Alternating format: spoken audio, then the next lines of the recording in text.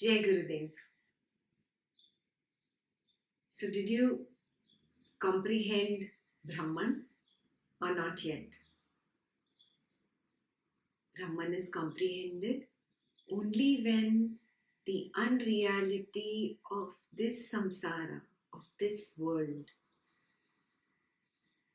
really becomes evident to you. Then it becomes very, very clear. How clear? Clear without a doubt, without a second. Then Brahman is comprehended. This is where we stopped last week. We'll continue with page 322. Sikhidhwaja said, if the Supreme Being is real and the world is real, then I assume that the Supreme Being is the cause and the world the effect. Sikhidhwaja's understanding is so established in the law of cause, effect, that now he is applying it everywhere. So let's see how Kumbha helps him understand this. Kumbha replied, only if there is causality can the effect be assumed. But where there is no causality, how can the effect arise from it? There is no causal relationship between Brahman and the universe. Whatever there is here is Brahman. When there is no seed even, then how is something born? When Brahman is nameless and formless, there is surely no causality or seed in it. Hence, Brahman is non-doer, in whom causality does not exist. Therefore, there is no effect which can be called the world. It's like the fish saying that the water is the cause of all that exists in the ocean. But water in itself is not the seed. For fish, for corals, for sea anemones, for aquatic life, all the flora and fauna that grows underwater, water itself, the water element itself does not have the seed. There is no cause and effect there. It just is. The bacteria in this body cannot say that Ekta is the cause for that bacteria to exist in this body. No. There is no cause and effect relationship only. I am, or Ekta is not that seed that gave birth to that bacteria. Not at all. Are you seeing what I'm saying? Yeah. There are millions of bacteria, fungi, microorganisms living in this body, but they cannot call Ekta or even this body the cause for that effect to manifest. Just like that, the fish in the ocean cannot say that the water is the cause of it. Similarly, you cannot say that Brahman is a seed or is the cause. So when there is no cause, there is no effect. Mull over this a little bit today. Yeah. Homework number 1. There is no cause for me. There is just no cause for all this creation, people, situations and things that I keep entangling myself with. There is no cause, there is no seed.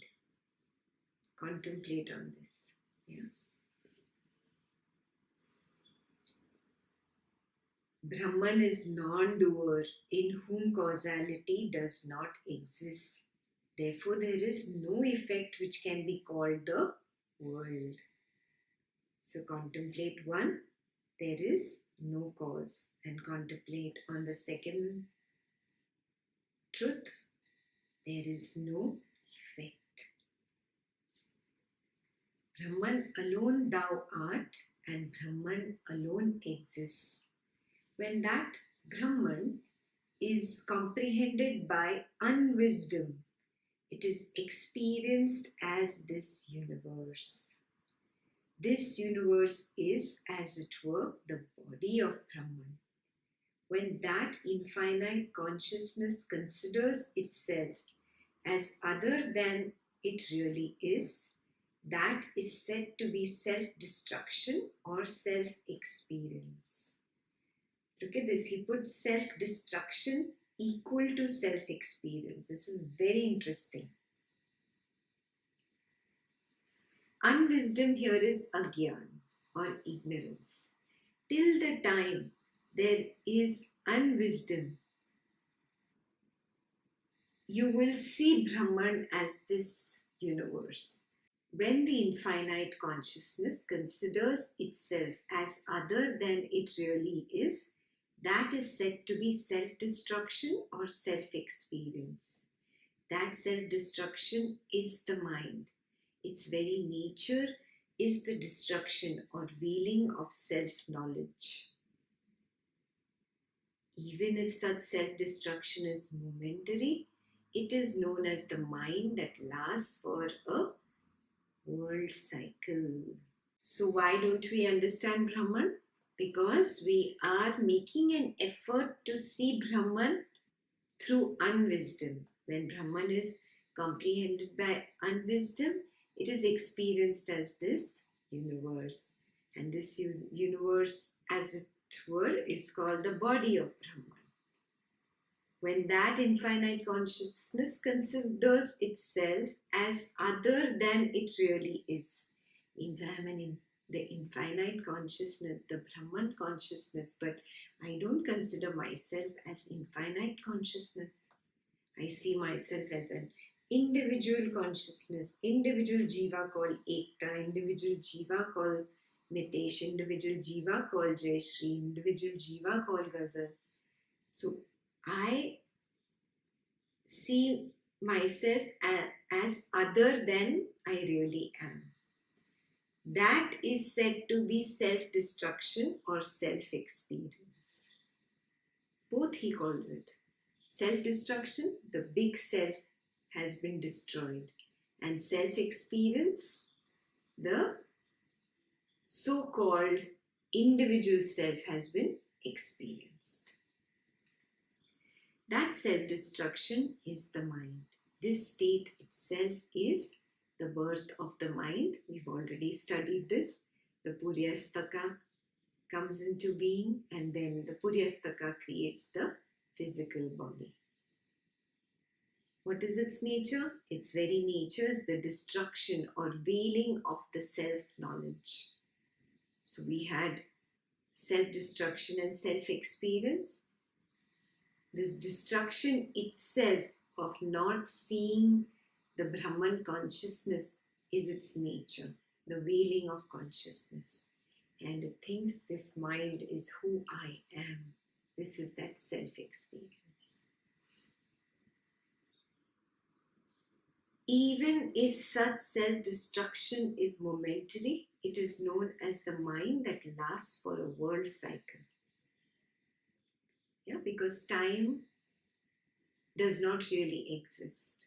But the moment the mind is deluded, it comes into the samsara, away from the pool of consciousness.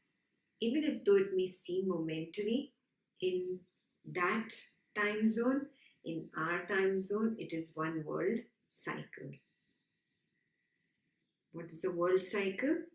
The 4 yugas, if you remember. Yeah, that is one world cycle. Such a notional existence ceases only by the dawn of right knowledge and the cessation of all notions. Since the notional existence is unreal, it ceases naturally when the truth is realized. It's just notional. It's like a dream. Yeah. The moment you wake up, the dream vanishes. Yeah. That moment, the moment of waking and the moment of dream vanishing happen simultaneously, together, as one single event. It is not one event following the next.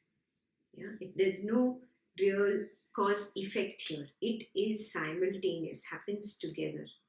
Yeah, the moment truth is realized, that moment, this notional existence loses its reality. When the world exists only as a word, but not as a real independent substance, how can it be accepted as a real existence? Its independent existence is like water in the mirage. How can that be real? The confused state in which this unreality appears to be real is known as the mind.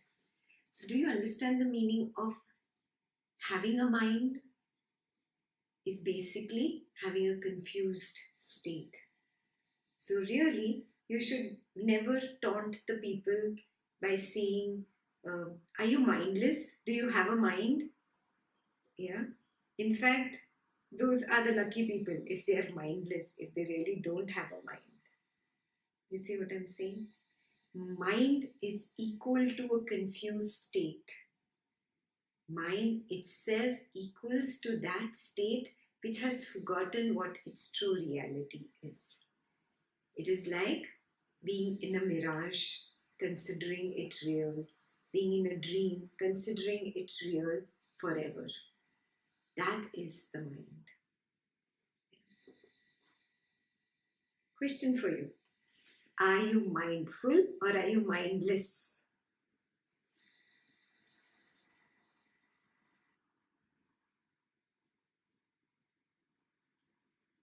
Non-comprehension of the truth is ignorance or the mind. Right comprehension is self-knowledge or self-realization.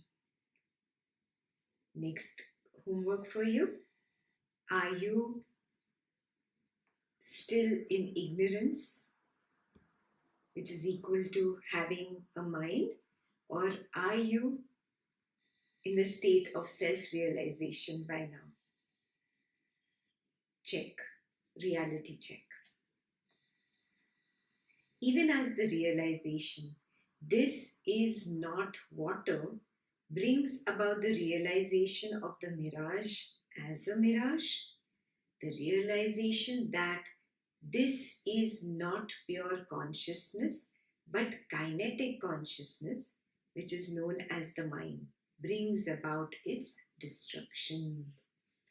New term, kinetic consciousness. We had learned about kinetic energy. Yeah, that energy which is active, which is in motion. Yeah, like that only the consciousness which is just kinetic. That is the mind. It is not pure consciousness. And my job is to move from kinetic consciousness to the state of pure consciousness. The journey from point A to point B is not long. It's just that I am not ready to accept it. I am not ready to wake up.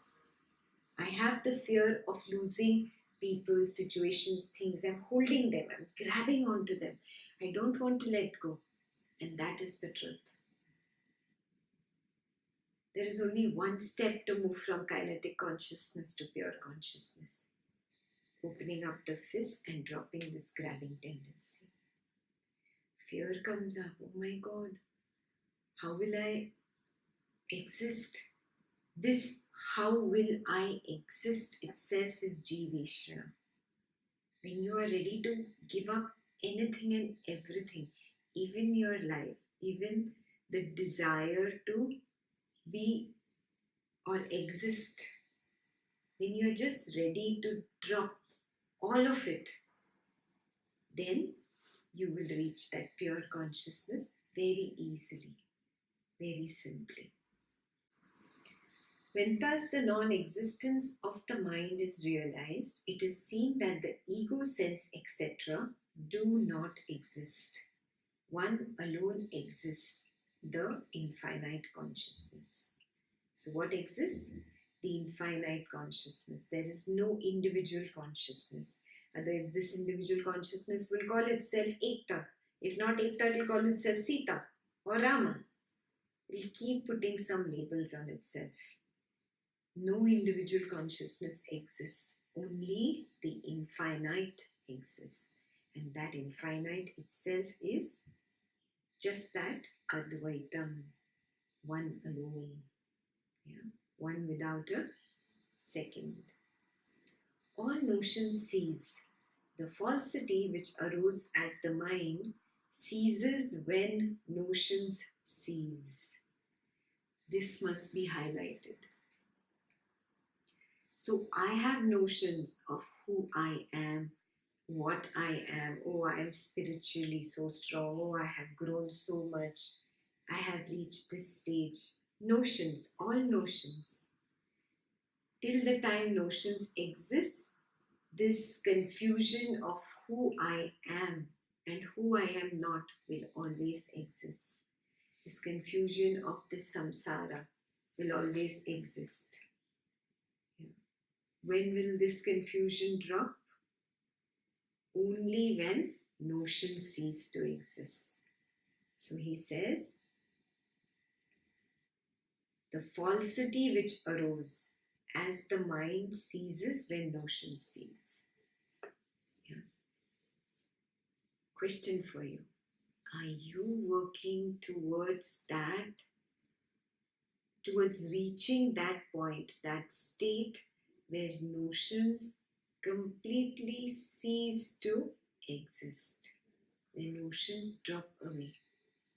In other words, mind will drop away. Are you working to get there?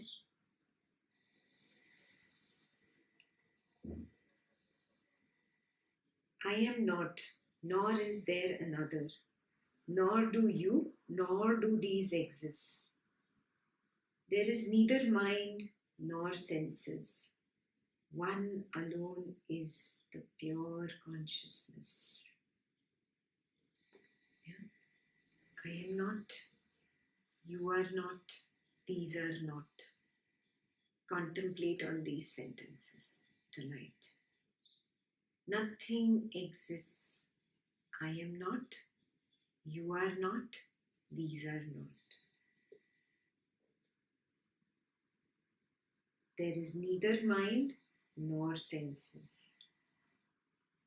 That is the fourth statement. Fifth statement on which you will contemplate. Nothing in the three worlds is ever born or dies. The infinite consciousness alone exists. There is neither unity nor diversity, neither confusion nor delusion.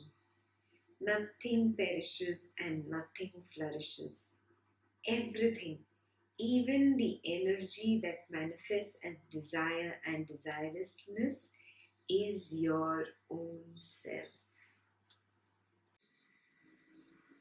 So tonight just sit and contemplate on these few sentences. I am not, you are not, these are not. Nothing in this world is ever born or ever dies. The infinite consciousness alone exists. There is neither unity nor diversity. Nothing perishes and nothing flourishes. Everything is your own self. The state of desire is your own self. The state of desirelessness is your own self. For the next 5 to 10 minutes, just sit here with eyes closed and contemplate on these sentences.